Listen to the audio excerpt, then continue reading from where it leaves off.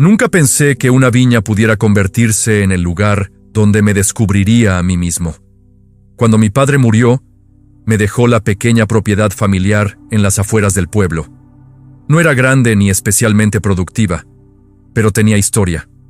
Mi abuelo había plantado las primeras vides, y durante años esa tierra sostuvo a nuestra familia. Yo, en cambio, nunca quise trabajarla. Estudié administración, soñé con negocios más rentables, con oficinas modernas y contratos importantes. La viña me parecía un recuerdo viejo que estorbaba mi futuro.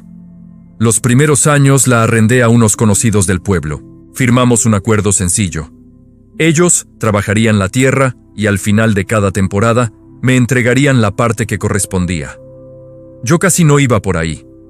Me bastaba con recibir el dinero y asegurarme de que el terreno siguiera produciendo. El primer año hubo retrasos. Me dijeron que las lluvias habían sido escasas. El segundo año me hablaron de una plaga inesperada. El tercero, simplemente dejaron de responder mis llamadas. Decidí ir personalmente. Recuerdo el camino polvoriento, el olor a tierra seca y el silencio extraño que rodeaba la viña. Cuando llegué, encontré las vides descuidadas, ramas rotas, maleza por todas partes. Busqué a los arrendatarios y cuando por fin los encontré, me recibieron con miradas duras. «Este año no hay nada para ti», me dijeron. Apenas alcanzó para cubrir gastos. Sentí una mezcla de enojo y desilusión. No era solo el dinero, era la sensación de que se habían apropiado de algo que no les pertenecía. Intenté dialogar, recordarles el acuerdo, pero su actitud cambió. Se mostraron hostiles, como si yo fuera un intruso en mi propia tierra. Regresé a casa con un peso en el pecho. Durante semanas pensé qué hacer. Podía demandarlos, podía sacarlos por la fuerza, podía vender la propiedad y olvidarme del problema. Pero algo dentro de mí me decía que no era solo un asunto legal, era algo más profundo. Decidí enviar a un amigo de confianza para hablar con ellos. Un hombre prudente, paciente, capaz de negociar mejor que yo. No regresó con buenas noticias. Lo habían tratado mal. Lo habían humillado y prácticamente lo habían echado. Me sentí herido, pero también confundido. ¿Cómo podían reaccionar así ante quien solo pedía lo justo? Aún así, en lugar de enfrentar el conflicto directamente, opté por la distancia. Mandé a otro conocido. Pensé que quizá el primero había ido en mal momento. Tampoco funcionó. Volvió indignado, diciendo que aquellos hombres se comportaban como dueños absolutos de la viña. Fue entonces cuando algo comenzó a cambiar en mí. Empecé a preguntarme si el problema no era solo de ellos. ¿No había sido yo quien por desinterés prácticamente abandonó la propiedad?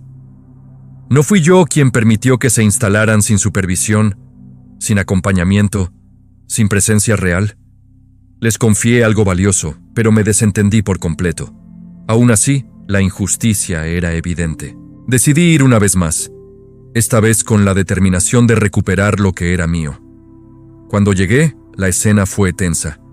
Les recordé el contrato, el esfuerzo de mi abuelo, la historia familiar. Les hablé con firmeza, pero sus rostros no mostraron arrepentimiento. Al contrario, uno de ellos dio un paso al frente y me dijo algo que todavía resuena en mi memoria. «Si no estuvieras, todo esto sería nuestro». Sentí un frío recorrerme la espalda. No hablaban solo de la cosecha, hablaban de borrar mi derecho, mi herencia, mi identidad ligada a esa tierra.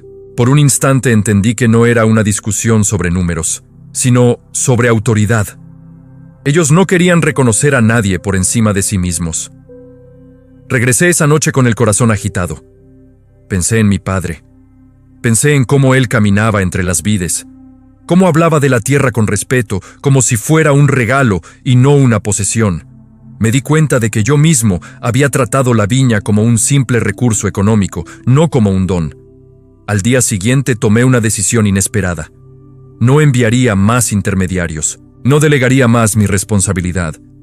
Si quería que la viña diera fruto, debía implicarme personalmente. Debía estar presente.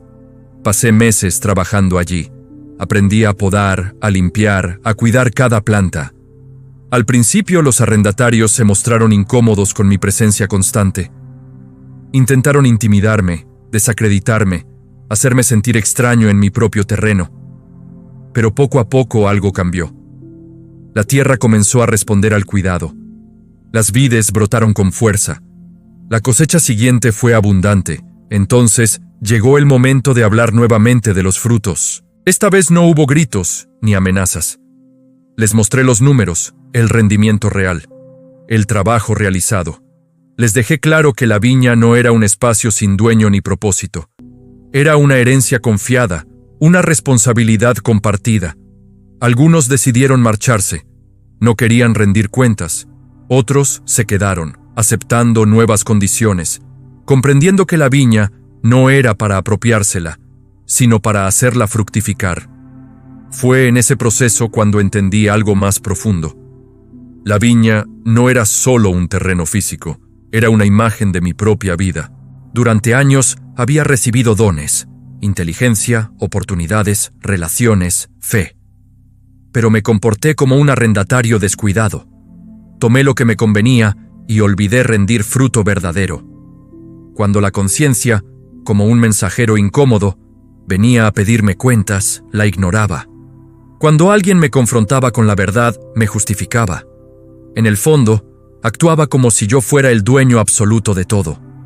Comprendí que el verdadero dueño de mi vida no era yo, que todo lo que tengo ha sido confiado para producir algo bueno, no para quedármelo. Y cada vez que rechazo esa verdad, cada vez que cierro el corazón a la voz que me llama a dar fruto, me parezco a aquellos arrendatarios que quisieron quedarse con la herencia eliminando al heredero. Hubo una tarde en que, mientras caminaba entre las vides ya cargadas de uvas maduras, sentí una claridad interior que no había experimentado antes.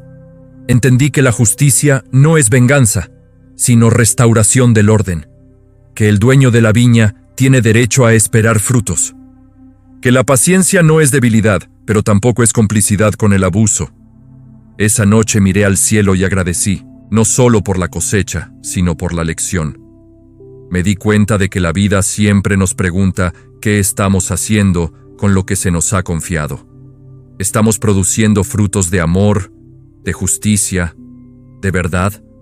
¿O nos hemos instalado cómodamente, actuando como si nada ni nadie estuviera por encima de nosotros? Hoy sigo trabajando la viña. Ya no la veo como una carga ni como un simple negocio. Es un recordatorio constante de que todo don implica responsabilidad. Cuando veo los racimos crecer, recuerdo que el fruto no aparece por casualidad. Exige cuidado, fidelidad, presencia. Y cada vez que alguien me habla de derechos sin deberes, de beneficios sin compromiso, vuelvo a aquella frase que escuché con escalofrío. Si no estuvieras, todo esto sería nuestro. Ahora sé que el verdadero peligro no era que me expulsaran de la viña, sino que yo mismo expulsara al verdadero dueño de mi corazón.